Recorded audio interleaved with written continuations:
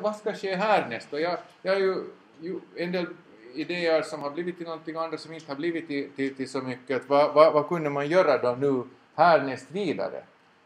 Man ska sikta högt, det här är då på Stenskär där det siktas högt.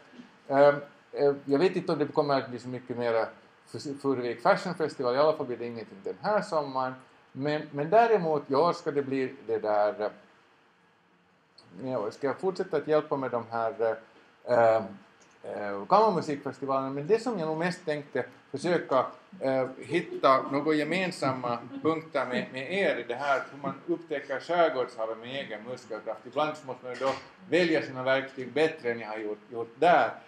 Och för den här sakens skull så har jag då gjort en broschyr som en del av er kanske redan har, och jag har några här, så det där, de som är intresserade får ta med sig, och jag kan säkert printa mer om det behövs. Den ser då ut så här, den är 2 sidor.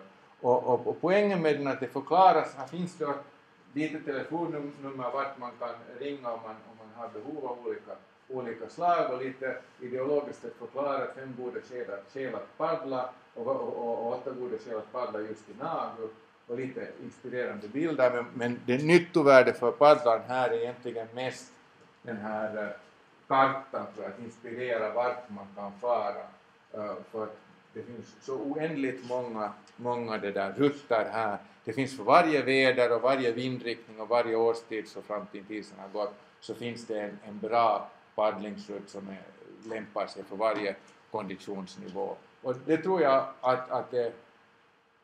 faktiskt att det är fullständigt unikt att om man tänker då på Kyrkbacken som startpunkt, jag vet inte vilka ställen som skulle vara mer mitt i smeten än det när det gäller att välja intressanta rutter. Och det här ska då försöka hjälpa folk att hitta.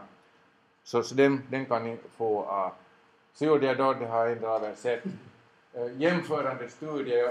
Jag var med dottern i Venedig och paddla, och det fanns stora likheter.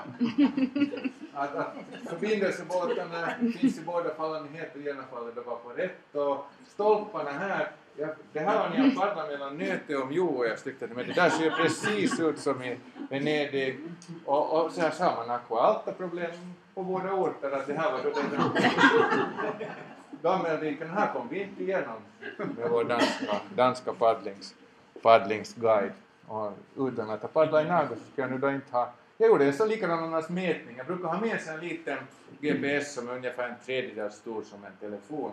Och den liksom bandar rutten. Och här startar vi då. Funktionen var på rätt och hit till Chartosa. Och så paddlar vi över fjärden här och kom igenom de första sådana kanalerna här, och igen ute på ganska öppet vatten. Och det här var de nästa bilderna jag tar. Men här finns Markusplatsen och sånt. Och där på den här kobben tog vi för sedan i land och gick på lite vittvin och får runt här, och där var den här Vaporetto-bilden, och det var likadan teknik här som alla de rutterna är i den här broschyren. Det var mycket till hjälp. Det som var mest annorlunda var faktiskt, förut över utsikten så var det tidvattnet. Så där. Hade ni egna kajaker med? Jag hade det här är min egna det där flytväst, men det var också det egnaste jag hade med mig. Att det är en dansk där som hyr ut kajaker och själv kommer med som guide. Man behöver nog en guide med som liksom säger att paddla till vänster för de har vänstertrafik, och så ska man säga diverse saker när gondolerna kommer och sånt. Och så, vi spekulerar med dottern att vad kommer, vi visste att han var dansk på förhand, så vad kommer han att säga oftast? Se upp för Vaporetton! Och det var pass upp för den, så det var det vanligaste vi fick göra. Han sa att där i Finland så när ni paddlar kanske ni inte riktigt följer med de här farlederna lika mycket som man måste göra här. Så det fick vi varningar för. Jo, men det kommer till den här teknikbiten. Och med teknik menar jag nu då elektronik. Och det tror jag att det är ett sätt att sprida glädjen, sprida kunskapen till de som inte har blivit frälsta ännu. Det här var den här samma resan med mycket snö och isbilder som många av fotona var. Det här är in i Lightroom taget. Jag har en kamera som har då... Nej, det här var den gamla kameran som inte ännu hade GPS, men jag hade den där navigatorn med. Och så klockslagarna på navigatorn som kom från vår himmelska fader som vet vad klockan är med GPS och kameran som hade då batteriinställt tid.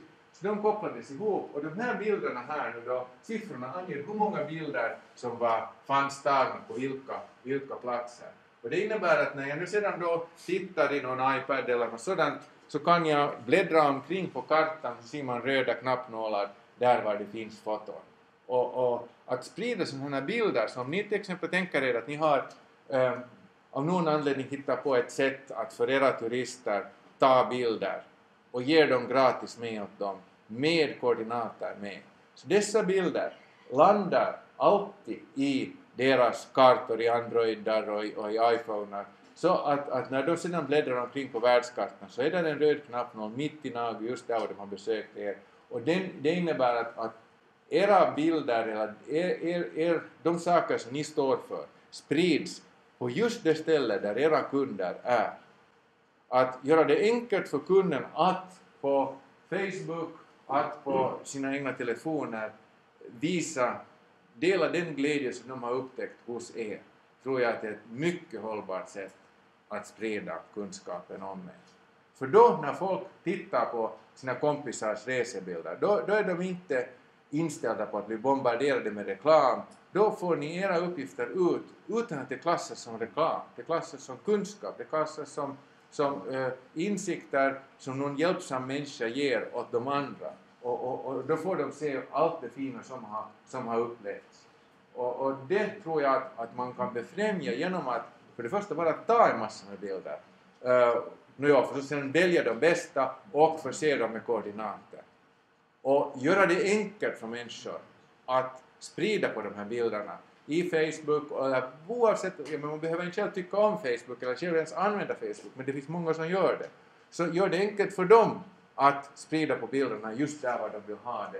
Och det innebär att ni är med bilder tillräckligt snabbt och försedda med koordinater. Då sprids de, tror jag, mest i ert intresse. Ni kan gärna skriva in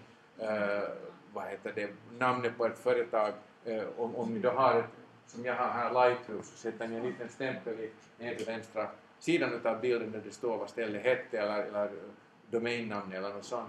Då blir det en sån godartad form av reklam som snarast kallas för konsumentupplysning och inte styggelsefull alls. Så det tror jag att vi faktiskt kan göra.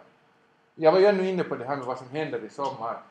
Mitten av juni, lördagen den 15, så är det kajakmaraton igen. Det här är Aros fina bild från Norrströmsbron av några av deltagarna från i fjol. Jätteskoj grej, och här var sista etappen vid färjan. Så en sån här rutt hade vi i fjol och det är samma som kommer att bli nu, och ni får gärna sprida ordet. Vi är lite på hälften med ordspridande. Det är 3 etapper. Första går det här genom Strömmen och mellan Ärnholm och Biskops under båda broarna, därför att här får man de flesta fina bilderna. Och vidare ner till Bystrand. Det är då knappt 12 kilometer. Där är första pausen. Andra sträckan är kortast, den är 8 kilometer. Då kommer vi till Bensar syd och Gudmearos en stund. Så kommer det den längsta etappen.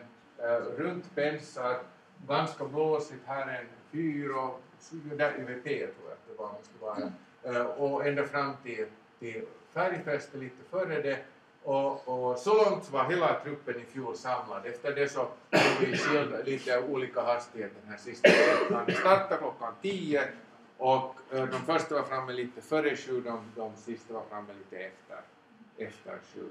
Och det här 12 människor kan man ju tycka att det är mycket, och vi hoppas att det blir betydligt flera i år och mer, kanske det blir det. Plus att vi då gör en sån här lite kortare runda som går hittills samma, men när man får under andra Biskopsbron får man tillbaka, då blir det precis 10 kilometer och det är en massa mer människor som klarar det. Och den biten hade vi bara 2 deltagare till, för det hade vi inte sålt och inte marknadsfört. Så där hoppas vi nu att via fjolårets deltagare och via lite bättre spridning av tiden har gått, så får vi flera deltagare, och där hoppas vi på också förstås att ni hjälper med att sprida det ordet. Och en sista grej kring, vi har sen ännu en grej efter den sista grejen, en sista grej som svar på den här frågan, nya dumheter som jag tänkte hitta på. Jag ska skaffa en sån här annan båt som extra grej vid sidan av kajakerna för att lite fördubbla förhoppningsvis aktionsradien. Det här är norr om Storlandet tydligen eftersom det är 18 till Nago och 50 Galtby. Ja, kyrkan ser man där på trädgranarna. Det är så att jag hade bestämt mig redan för tidigt innan jag visste hur sent isarna skulle gå att jag skulle få tillbaka den nästa måndag från Åland.